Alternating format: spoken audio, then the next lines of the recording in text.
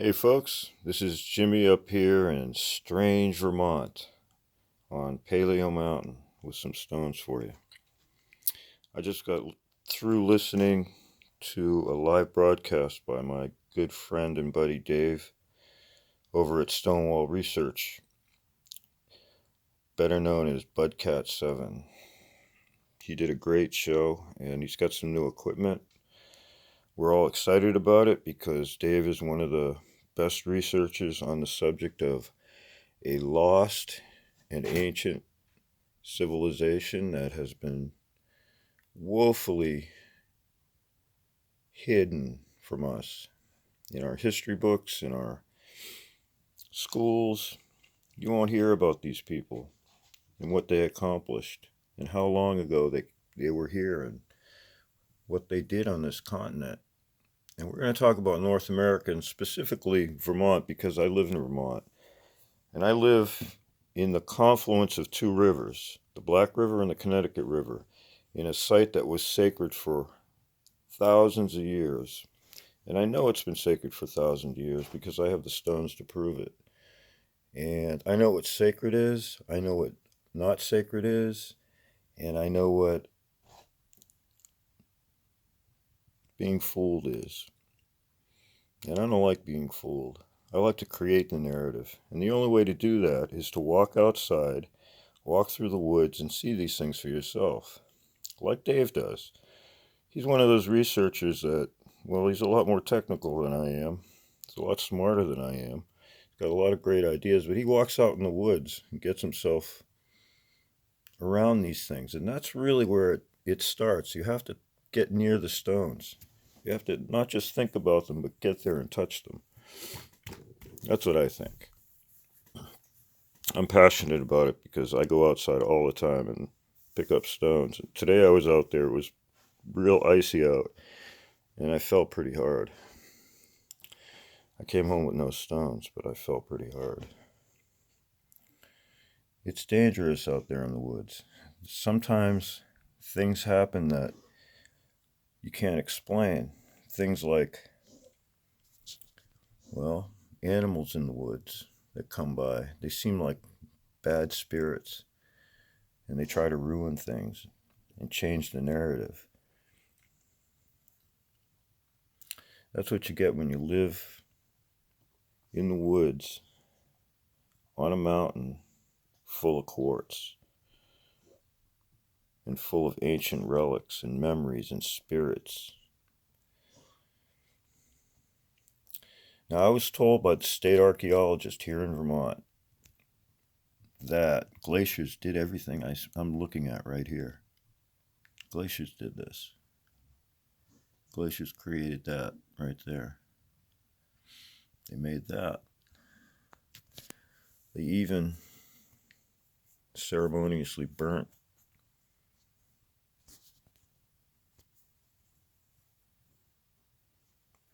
offerings, whatever they did with it, right here.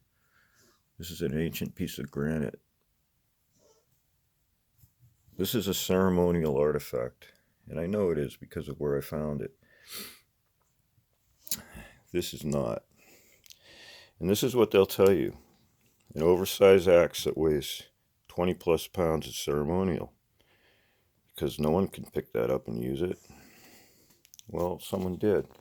This was picked up, this was used, this was put onto a post, probably a piece of maple, some hardwood, and carried by someone.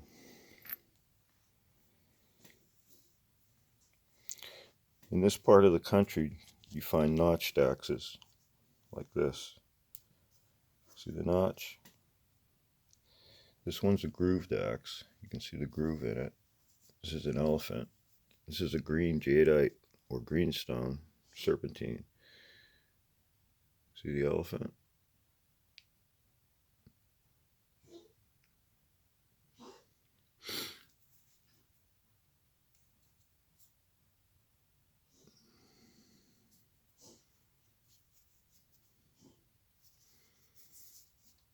And if you carried that around in one hand, it'd be very hard to carry. It's that heavy. You tend not to carry things around that are too heavy to swing because If you needed to swing it fast, you couldn't. It'd be too heavy. Even this one. This is quartz, and this is very heavy. You can see that it was a pestle, or could have been a weapon. Looks like some type of pestle. But these are weapons.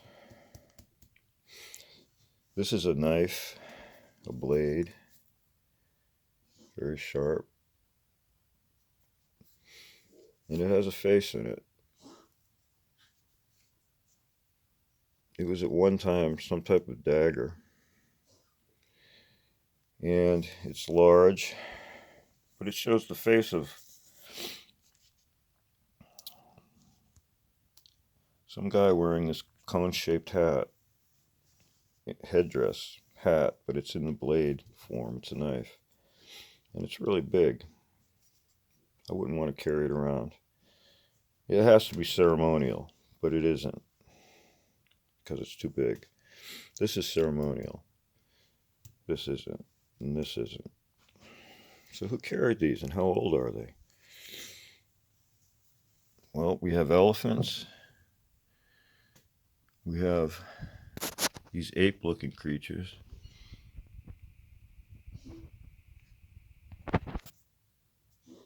Wearing what looks like a helmet with a face guard. This is an ape-looking, almost an orangutan-looking, very ape-like. There's a crystal skull. If you turn it, there's a face in it.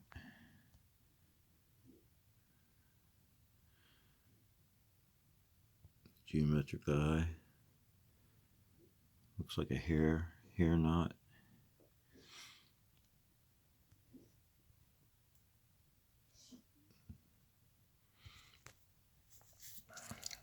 The only thing I can think of is they're very, very, very old.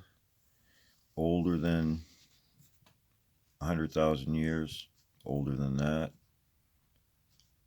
Or they're up to 15,000 years old.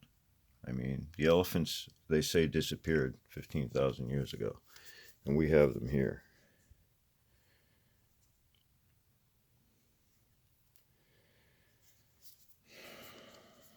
Something's not right here. How long does it take for a whole memory of a people to disappear off a continent? Almost all of their traces.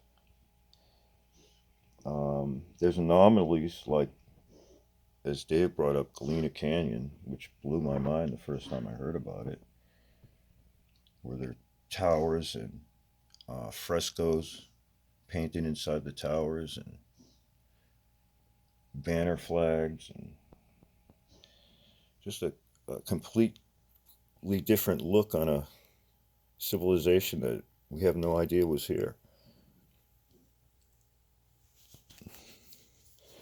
This is a very primitive stone. It's really huge, but you can see how it was all lashed on, all used. I found it down by the wells.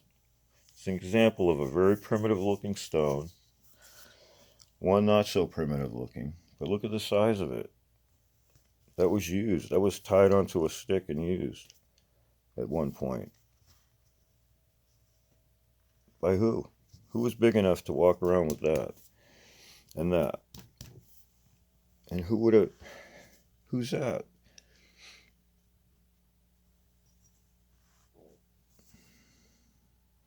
There are so many unanswered questions.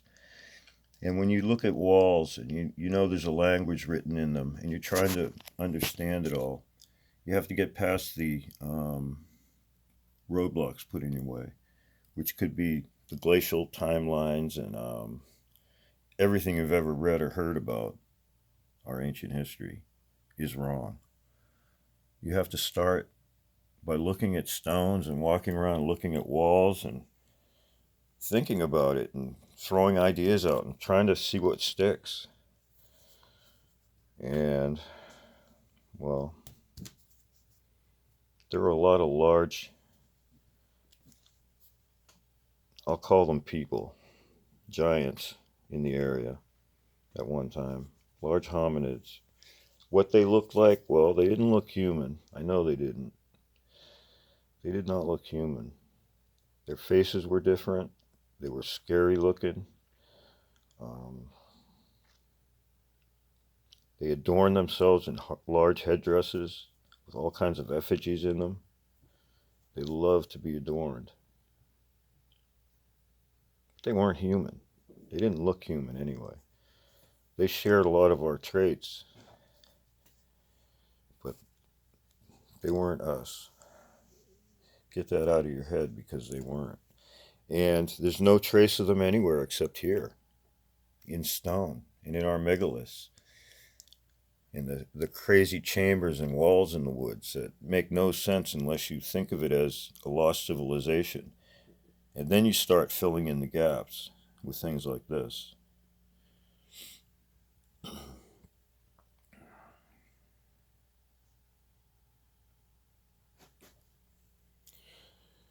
And that's where we stand here tonight.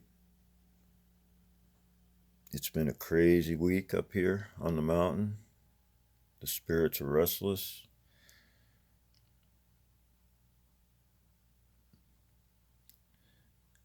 About less than 100 feet away from where I'm standing, there's these giant white quartz boulders that come out of the ground. They look like they were placed there a long time ago into a certain arrangement. And there are other white quartz structures in New England, in this area actually, not far from here. Right over the border in Massachusetts, there's a white quartz circle, megalithic circle. And when Dave went to Connecticut, he mentioned all the white quartz that he was noticing. He said the whole perimeter of the place that he was looking at Mallory was circled in quartz boulders.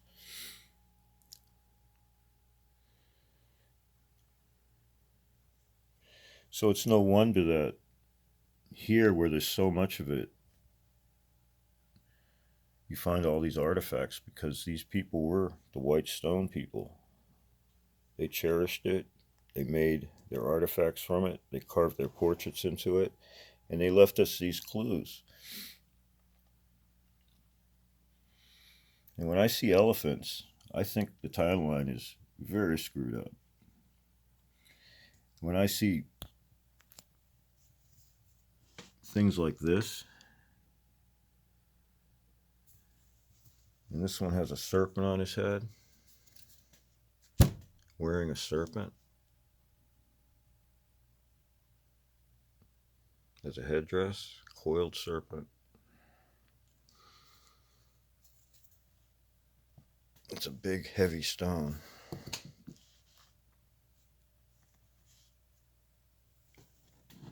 Skulls. There you go, folks. The crazy, crazy story gets crazier and crazier. That's what a normal size axe should be. Right there. That's what we find, these things. This is Jimmy here in Strange, Vermont. Thank you for watching.